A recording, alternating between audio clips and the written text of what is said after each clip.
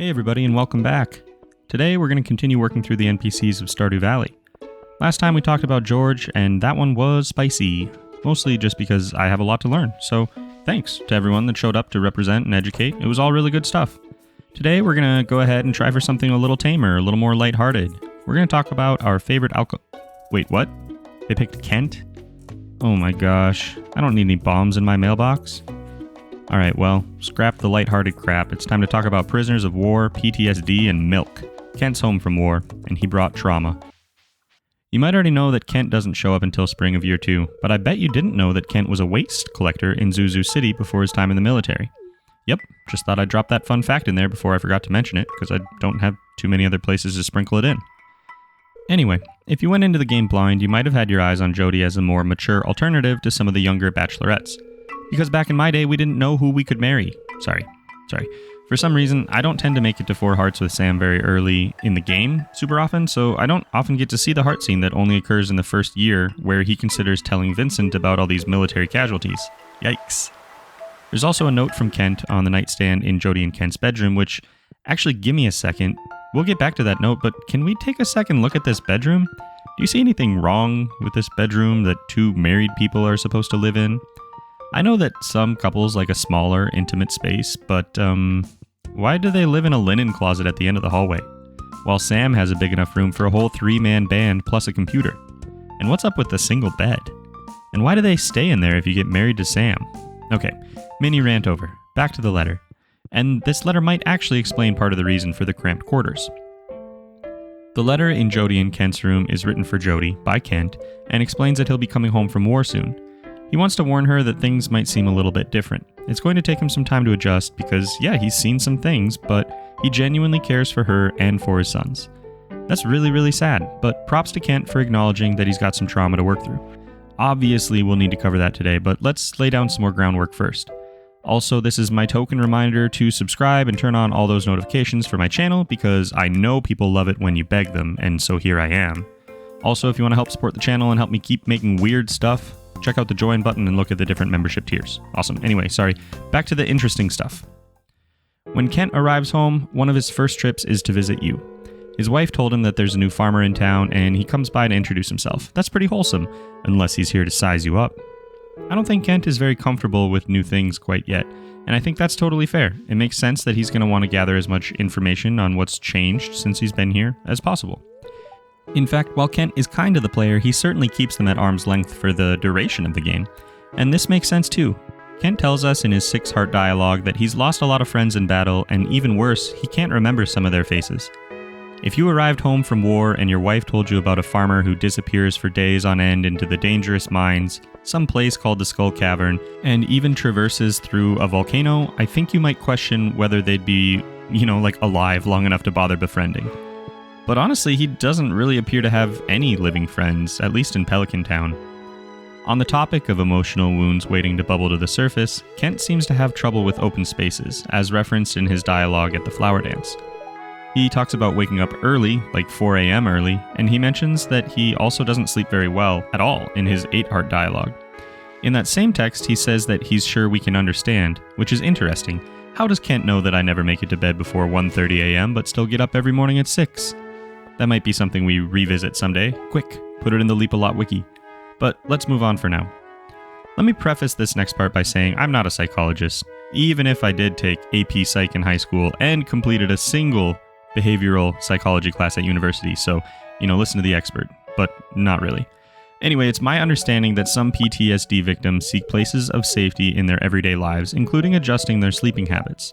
For a veteran that fears open spaces, a cramped bedroom with a small bed might be the answer. Even more depressing, I've seen anecdotal reports of people suffering from PTSD saying that they feel safer sleeping on the ground because they won't sleep as deeply and will be more likely to react to danger. Kent sleeps in his bed as far as I can tell, but he keeps an eye toward the door and his back to a wall. Interesting stuff. Let's keep up the armchair psychology here and take a look at Kent's most interesting scene. When Jody tries to make some popcorn, one of Kent's favorite foods, Kent comes screaming into the kitchen. The popping of the kernels reminded him of his time at war, and while Jody tries to console him and talk him down, ultimately she leaves it to the farmer to try to bring him around. I find these choices very interesting. The obvious one is obvious. I mean, Kent knows he shouldn't blame her. He knows she's trying to do a kind thing, and he's reacting to it, So he apologizes when you carefully remind him that it's okay to be hurt, and to be hurting, it's just not so okay to cause hurt. Way more interesting, though, are the other two options. If you blame Jody, Kent will get upset that you're trying to turn him against his wife. She's his only friend and the only real grounding he has in his post-service life. It makes sense that he wants to preserve that relationship beyond all else. But surprisingly, that actually doesn't make him as mad as lying does. If you lie, he says he hates lies more than anything. I think that's super interesting. Let's consider why that might upset him so much. We can learn from Kent's Ginger Island dialogue that he has nautical training and that he feels kind of a bond to the ocean. Kent has 2 chevrons on his jacket, the little triangle things. Though they're reversed, and this is definitely not the United States, I'm going to assume for the sake of argument that they place him at the Ferngill's Republic equivalent of a corporal in their version of like the Marines. So that would make him a non-commissioned officer, meaning he would oversee setting expectations for more junior members of the military. He probably didn't have officer training prior to his service, but he could still find himself in this position. Assuming Kent had some oversight of the enlisted also makes sense when we think about all the friends he says he lost as well. He would be interacting with a rotating cast of enlisted, so he'd have the chance to build a lot of relationships. My main point is, though, Kent was a soldier with some responsibility for other soldiers.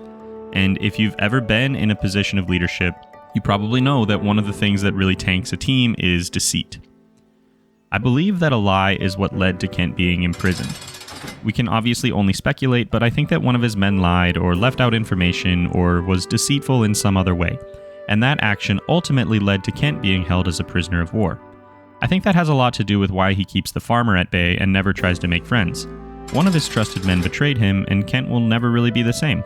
By the way, another fact that I find super fun is that Kent, based on his dialogue options, was apparently given explosive ammo, radioactive bars and ores, milk, but most importantly, while Kent was imprisoned, based on his own dialogue, he was given warp totems to return to Stardew Valley. Like, based on the dialogue that shows up when you give him a beach warp totem or any warp totem, they gave him this in the Kotaro war camp. Like, he could have come home the whole time. Come on, dude. But Leapalot, you say, we're almost done with the video. What about the bombs he sends you in the mail? Well, dear viewer, let me tell you, that letter is pretty interesting, huh? He says it was just gathering dust in the tool shed, but Kent doesn't have a tool shed.